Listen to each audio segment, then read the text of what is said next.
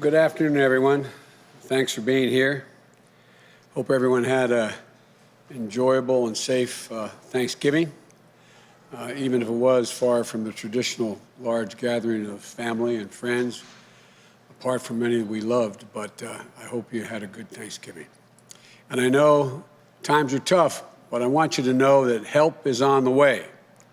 Last week, I announced the nominations and staff for critical foreign policy and national security positions, a first-rate team that's going to keep us safe and secure. And today, I have the pleasure of announcing key nominations and appointments for the critical economic positions in the administration. A first-rate team that's going to get us through this ongoing economic crisis and help us build the economy back, not just build it back, but build it back better than it was before. A team that's tested and experienced. It includes groundbreaking Americans who come from different backgrounds, but who share my core vision for economic relief here in the United States of America. And given a fair shot and an equal chance, there's nothing, we all believe there's nothing beyond the capacity of the American people. Let's not forget who built this country. Working class and middle class people built this country, and unions built the middle class. And from the most unequal economic and job crisis in modern history, we can build a new American economy that works for all Americans, not just some, all. We need to act now, though, and we need to work together. You know, in the weeks since winning the election, Vice President Harris and I have covered meetings with a number of people. We convene meetings with labor leaders and CEOs at the same time, mayors and governors of both political parties. There's a consensus out there that as we battle the COVID-19 disease, we have to make sure that business and workers have the tools, resources, and guidance, and the health and safety standards to be able to operate safely. The goal is simple: to keep businesses and schools open safely. And for millions of Americans who have lost their jobs or hours and have had to claim unemployment, we have to deliver them immediate relief. That includes affordable health care for millions of people who have lost it and are in danger of losing it, child care, sick leave, family leave, so workers don't have to choose between work and family, relief from rent and student loans. We need to support small businesses and entrepreneurs who form the backbone of the communities that we live in, that are teetering on the edge. You know, there's an urgent need to fund state and cities so the frontline workers on those jobs can stay in the jobs. You know, the founders are pretty smart. I could have gotten this lesson from the future Secretary of the Treasury. You know, there's a reason why all the states and localities have to have a balanced budget, but we're allowed federally to run a deficit in order to deal with crises and emergencies that we have in the past. And we have to keep vital public services running. We have to give aid to local and state governments to make sure they can have law enforcement officers, firefighters, educators, as we did in the Recovery Act of 2009. And right now, the full Congress should come together and pass a robust package for relief to address these urgent needs. But any package passed in a lame duck session is likely to be, at best, just a start. My transition team is already working on what I'll put forward in the next Congress to address the multiple crises we're facing, especially our economic and COVID crises. And the team I'm announcing today will play a critical role in shaping our plan for action starting on day one and move fast to revive this economy. They're going to help me, help us, help the country lay out my Build Back Better plan, a plan that an independent analysis from Moody's, a well-respected Wall Street firm, projected would create 18.6 million jobs. It's based on a simple proposition: reward hard work in America, not wealth. It's time to invest in infrastructure, clean energy, climate change, manufacturing, and so much more that will create millions of good-paying jobs. And it's time we address the structural inequities in our economy that this pandemic has laid bare. Economists call this current economy in recovery K-shaped. Well, like the two lines coming off of a K, Some people are seeing their prospects soar upward, while others are watching their economic prospects drop sharply. For those at the top, jobs have come back, and their wealth is rising. For example, luxury home sales are up over 40% compared to last year. But for those in the middle and the bottom, it's a downward slide. They're left figuring out how to pay the bills and put food on the table. Almost 1 in every 6 renters was behind in rent payments as of October. Let me be clear. With this team and others, we'll add in the weeks ahead that we're going to create a recovery for everybody, for all. We're going to get this economy moving again. We're going to create jobs, raise incomes, reduce drug prices, advance racial equity across the economy, and restore the backbone of this country, the middle class. Our message to everybody struggling right now is this: help is on the way. My dad, you've heard me say this before, when he lost his job in Scranton when I was a kid, and we eventually moved the family not far from here, Claymont, Delaware, just in the outskirts of Wilmington. He used to say, Joey, a job is about a lot more than a paycheck. It's about your dignity. It's about respect, your place in the community. It's about being able to look your kid in the eye and say, honey, it's going to be okay, and mean it. He also used to say, Joey, I don't expect the government to solve my problems, but I do expect them to understand my problems. This team understands. For Secretary of Treasury, I am really pleased to be able to nominate Janet Yellen. No one is better prepared to deal with these crises. I wish it weren't as much of a crisis, future Secretary. But she'll be the first Treasury Secretary who is also Chair of the Federal Reserve, Vice Chair of the Federal Reserve, and Chair of the President's Council of Economic Advisors. Janet is one of the most important economic thinkers of our time. She has spent her career focused on employment and the dignity of work, which is really important to me and to all of us. She understands what it means to people and their communities when they have good, decent jobs. Respect across, being looked at by their neighbors and being respected, it matters a lot to them. And respected across party lines and around the world by Main Street and Wall Street. An educator, a mentor, above all, the daughter of a working class from a working class Brooklyn neighborhood who never forgot where she came from. Her husband, George, is pretty good, too. He's won a Nobel Prize, but he's the one that married up. Jan will be the first woman to hold this office. We might have to ask Lin-Manuel Miranda, who wrote the musical about the first Secretary of Treasury, Hamilton, to write another musical about the first woman Secretary of the Treasury, Yellen. So that's what I'm working on right now, Janet. For Director of Office of Managing the Budget, I nominate Neera Tanden. You know, I've known Neera a long time, a brilliant policy mind with critical practical experience across government. She was raised by a single mom on food stamps, an immigrant from India who struggled, worked hard, and did everything she could for her daughter to live out the American dream. And Neera did just that. She understands the struggles that millions of Americans are facing, and she'll be the first woman of color from South Asia, and I think that to lead OMB. We also have another one of those women as Vice President of the United States of America. And so, look, all being very serious, she'll be in charge of laying out the budget that will help us control the virus and deal with the economic crisis and build back better. But above all, she believes what I believe. A budget should reflect our values. Again, quoting my dad, for real, my dad's people would say, Joe, let me tell you what I value. And he'd look at them as a high school educated guy, very well read. And he'd look at me and say, don't tell me what you value, show me your budget, I'll tell you what you value. That's what you're going to do for us. As Deputy Secretary of Treasury, I nominate Wally Adierno.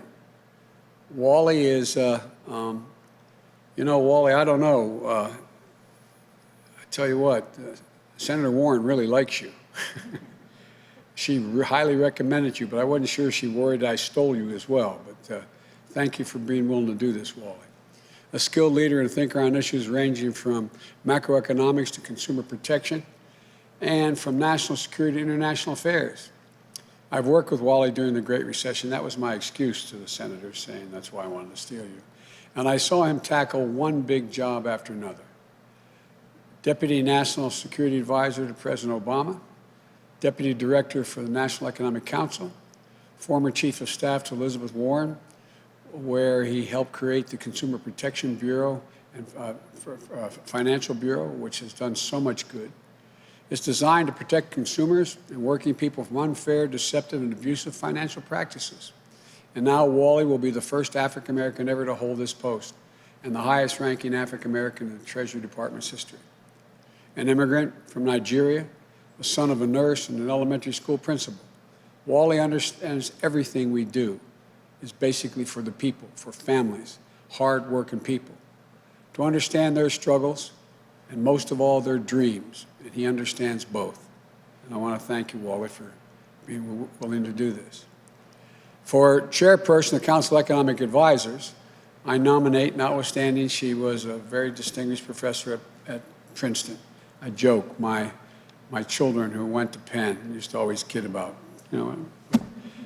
but Cecilia C.C. Rouse, one of the most distinguished economists in the country, an expert on labor, economics, and race, poverty, and education, dean of the Princeton School of Public and International Affairs, a member of the Council of Economic Advisors to President Obama, an advisor to President Clinton at the National Economic Council. More than that, she's a proud daughter whose mom, a school psychologist, encouraged her to pursue economics. And her dad, one of the country's first African-American astrophysicists who dared her to dream. She's done both. If confirmed, Cece will be the fourth woman to lead the Council of National Economic Advisors and the first African-American ever to hold that post. And as CEA chair, she'll serve as a member of my cabinet as well. As a member of the Council of Economic Advisors, we also appoint Jared Bernstein, an old friend who's been with me a long time, a brilliant thinker, a quick wit, with a heart as big as his head, and a heart he got from his mom, an educator who raised him correctly. A social worker turned economist, Jared is one of my closest economic advisors and friend. He served as my chief economist during the vice presidency. He was there in that foxhole during the Great Recession, with the economy on the brink and our country on our back. I couldn't think of anyone else who I'd want to be at my side to face the challenges ahead. Jared will be one of the leading voices of my administration on economic policy. I can always count on him to deliver straight from the shoulder, as his hero FDR used to say, straight from the shoulder. The one thing I can assure you is working people will always have a voice with Jared in this council. As a member of the Council of Economic Advisors, I appoint Heather Bousset. Heather, thank you for all the help you had in the transition team and getting me here. She's one of the foremost economists working to make sure we build an economy that works for all Americans. The daughter of a union family, it's no wonder she believes so deeply in the idea that leave no one out, leave no one behind in this economy. During the campaign, I relied on our counsel on addressing structural inequities within the economy. And I'll do so again as president because that's one of the central issues of our time. To this team, thank you for accepting the call to serve again. To your families and to thank them for their sacrifices because it's real sacrifice. We could not do this without you. And to the American people, this team will always be there for you and your families. This is family-oriented team. We got to make sure ordinary people get a chance to do well because they've never, when given a chance, they've never, ever, ever, ever let the country down. 11 years ago, President Obama and I entered office during the Great Recession and implemented the Recovery Act that saved us from a Great Depression. I didn't see the map of America at the time, nor did he, in terms of blue states and red states. We only saw the United States of America. We worked with everyone, for everyone, and we recovered and rebuilt together as one nation. Vice President Harris and I will do that all over again with an outstanding team. They're ready on day one. And to the United States Senate, I hope these outstanding nominees will receive a prompt hearing and that we will be able to work across the aisle in good faith and move forward as one country. So let's begin the work to heal, to unite, to rebuild an economy for all Americans. They deserve and expect nothing less. Thank you. May God bless you, and may God protect our troops. I now turn this over to the new team, starting with our next Secretary of Treasury, Janet Yellen. Again, Janet, thanks for accepting.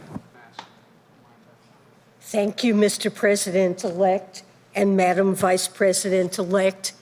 It's my great honor to have this opportunity to serve you and the American people, and to join this incredible economic team at this moment of great challenge for our country.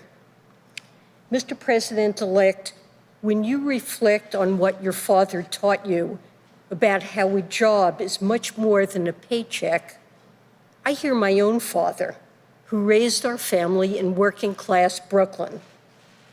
When he graduated from medical school during the Great Depression, he looked for a home and a place to hang his shingle near the Brooklyn docks. Back then, Bush Terminal on the upper New York Bay was a thriving hub for manufacturing and transportation, and for the union workers whose livelihoods depended on them. Knowing they didn't have cars, my father found a home near a bus line. He started his family practice in the basement while we lived on the floors above. At the end of the day, he would talk to me, my brother, and my mom about what work meant to his patients, our friends and neighbors, especially if they lost a job, the financial problems, the family problems, the health problems, the loss of dignity and self-worth. The value of work always stuck with me, so much so that I became an economist because I was concerned about the toll of unemployment on people, families, and communities. And I've spent my career trying to make sure people can work and achieve the dignity and self-worth that comes with it. Mr. President-elect, I know you've done the same.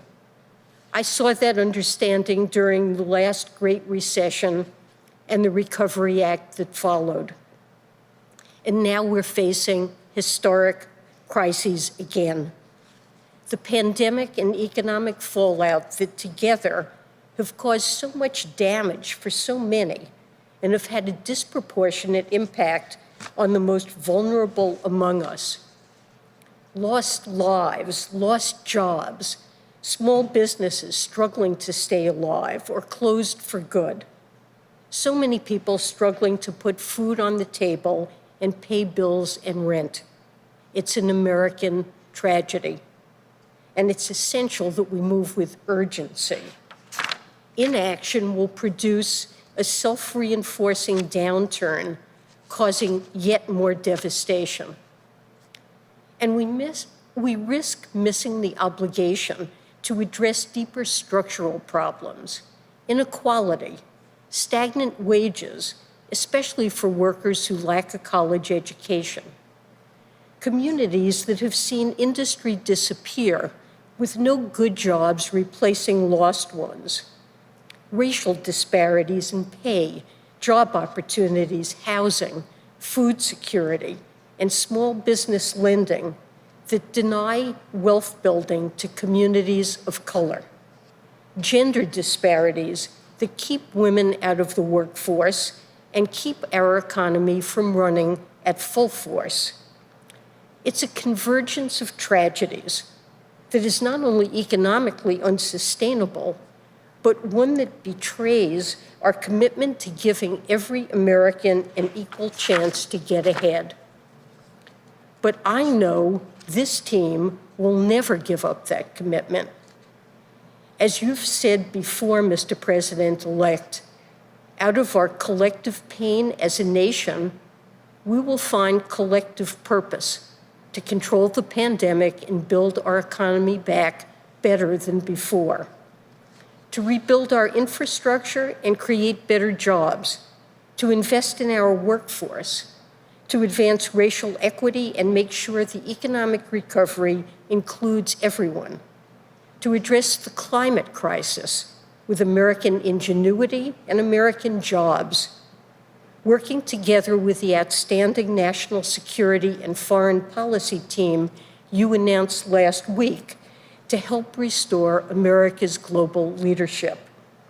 And above all, we share your belief in the American dream of a society where each person with effort can rise to their potential and dream even bigger for their children. I pledge, as Treasury Secretary, to work every day towards rebuilding that dream for all Americans. And to the great public servants of the Treasury Department, I look forward to working with you and Wally to rebuild the public trust. To the American people, we will be an institution that wakes up every morning thinking about you, your jobs, your paychecks, your struggles, your hopes, your dignity, and your limitless potential. Thank you. Mr. President-elect, Madam Vice President-elect, I'm humbled and honored by the trust you've placed in me to work with this talented team on behalf of the American people. I'm especially proud to work alongside leaders who understand that budgets are not abstractions. They are a reflection of our values. They touch our lives in profound ways, and sometimes they make all the difference. Like the Vice President-elect's mother, Shamala, my mother, Maya, was born in India. Like so many millions across every generation, she came to America to pursue a better life. I was raised in a suburb of Boston, a middle-class kid. But when I was 5, my parents got divorced, and my mom was left on her own with 2 young children and without a job. She faced a choice: return to India, where at a time divorce was stigmatized and the opportunities for her and her children would be limited, or keep fighting for her American dream. She stayed, and America came through for her when times were tough. We relied on food stamps to eat. We relied on Section 8 housing vouchers to pay the rent. We relied on the social safety net to get back on our feet.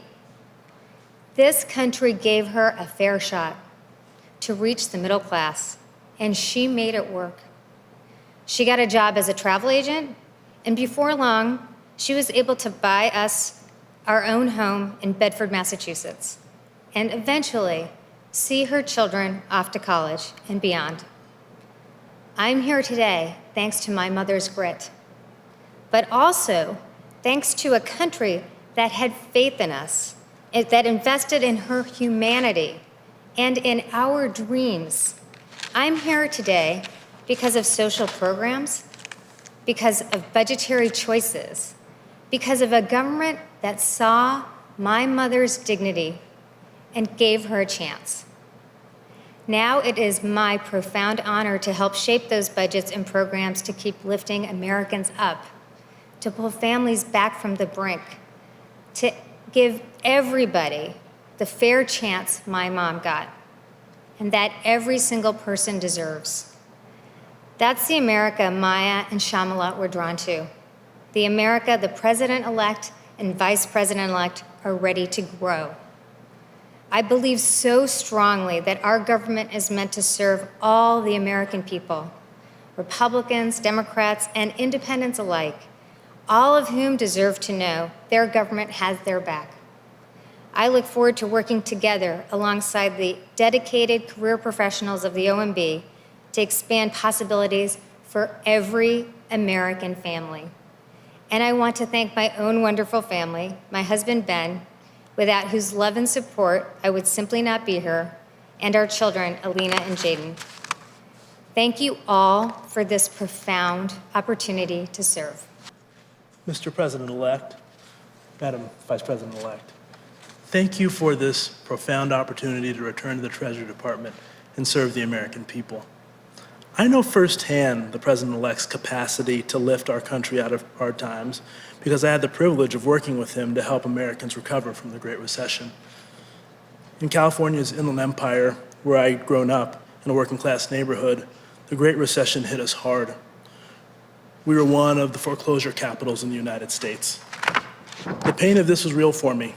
It wasn't just numbers in a report or stories on the nightly news, but neighbors and friends who lost everything. I was proud of the work I got to do with the Consumer Financial Protection Bureau, protecting American consumers, and at the Treasury Department, helping to grow the U.S. economy. I was proud also of getting a chance to serve with leaders like the President-elect, who oversaw the Recovery Act's implementation, investing in American workers, betting on their resilience and drive, and giving families a chance to get up off the mat. I believe that's what public service is all about at its best. Giving people a fair shot when they need it most, offering hope through the dark times, and making sure that our economy works not just for the wealthy, but for the hardworking people who make it run. Those are the lessons I learned from my parents, an elementary school principal and a nurse who came to America to build a better life for me and my siblings. They taught us that we have a responsibility to serve our community and the country that gave us so many opportunities. But I also learned early on how much more needs to be done to ensure that everyone has a fair chance they deserve. I look forward to working with Janet Yellen to reduce inequality in this country and expand the middle class and make sure that we build an economy that works for everyone. And as we build back better, we must also remain laser focused on the Treasury Department's critical role protecting our national security.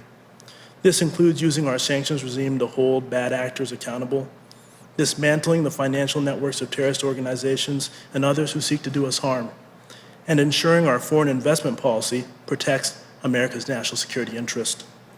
The challenges before us today are unlike anything we have ever faced. But I know that what the President-elect so often reminds us of is true. The American people can do anything when given a chance. And I'm honored to be a part of this talented team and to work with them and all the American people to build an economy that gives everyone that chance and turns our nation once again from crisis to hope. Thank you. Good afternoon, Mr. President-elect, Madam Vice President-elect. Thank you for this extraordinary opportunity to join this team. I'm humbled and honored and ready to get to work for the American people. To be perfectly honest, until recently, I did not anticipate I would return to public service.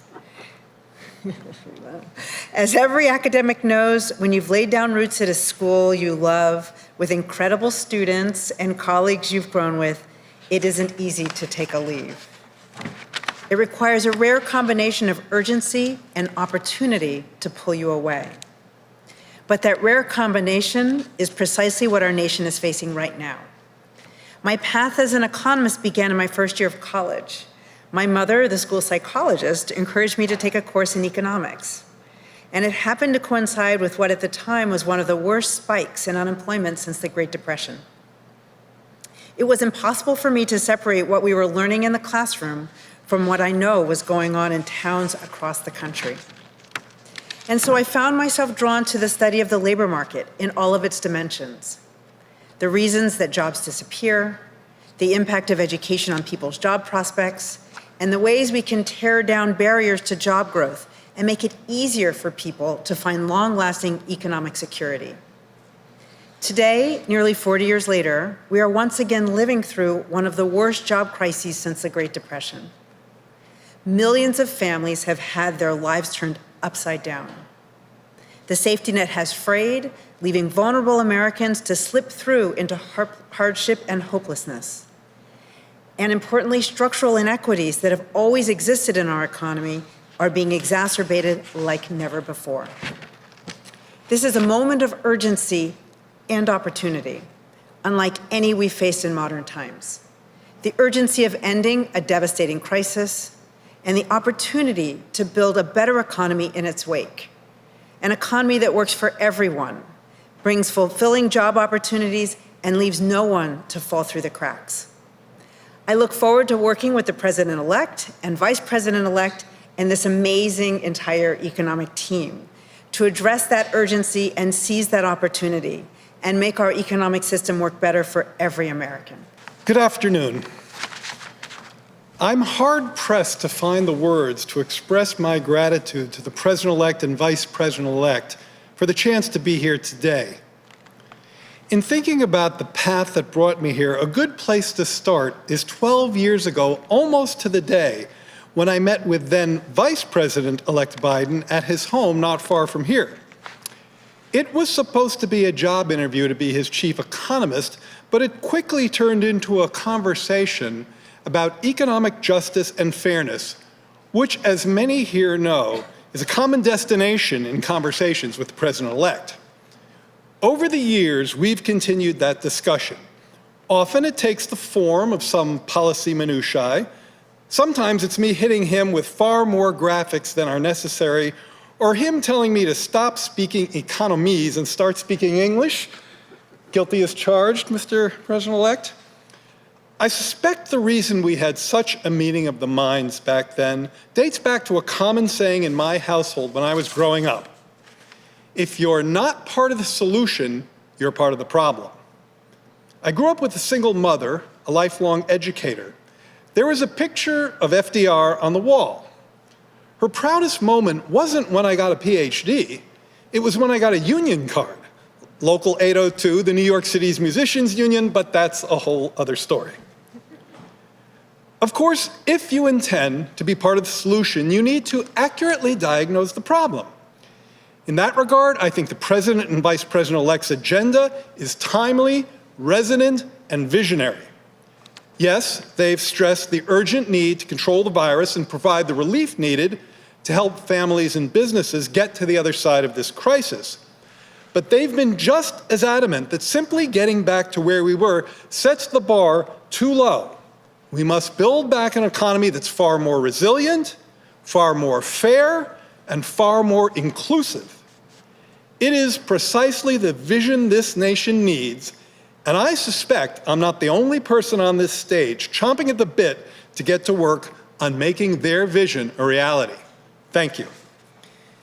Mr. President-elect and Madam Vice President-elect, I am honored and very grateful for the chance to be a part of this absolutely exceptional team and excited to get to work helping build an economy rooted in the values that we share: equality, opportunity, and the dignity of work.